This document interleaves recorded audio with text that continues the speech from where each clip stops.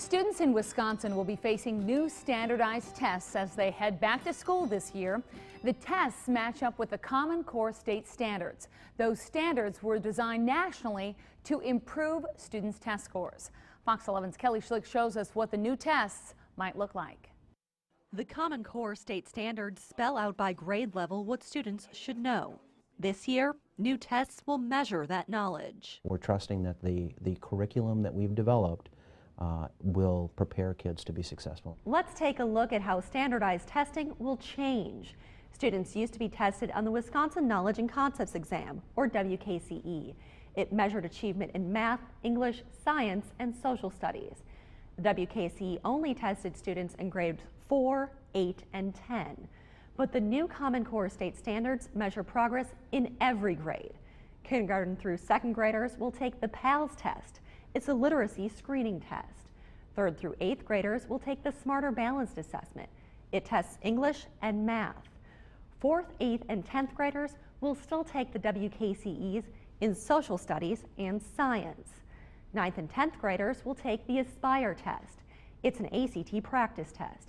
And all 11th graders will take the actual ACT college assessment free of charge. Some parents say taking the ACT on the state's dime will help families.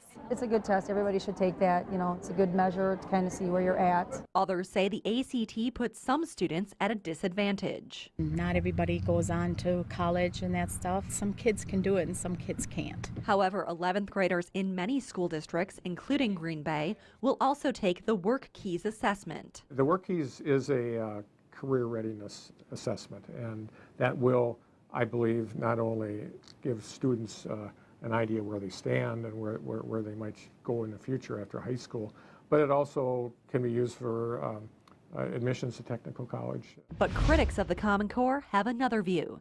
They say with all these new assessments, schools are just teaching to the test. He who controls the tests ultimately controls what can and can't be taught in the classrooms. Duke Pesta teaches English at UW-Oshkosh. He also runs Freedom Project Education, an online homeschool program. Pesta says the Common Core takes away local teacher input.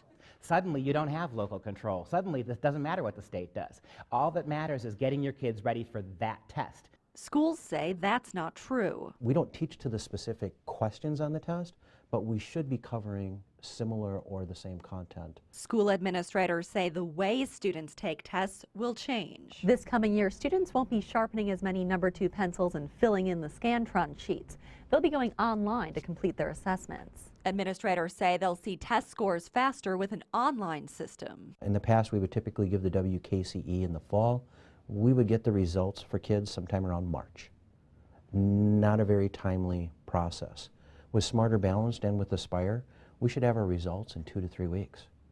And we can actually do something to intervene for those kids if they're a struggling learner. Both those who support and oppose the Common Core say its true effect won't be known until the test scores come in. Kelly Schlicht, Fox 11 News.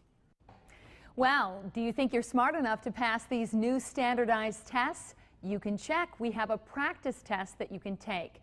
They're on a link to our website, fox11online.com. We also have links to all of our coverage about the Common Core state standards.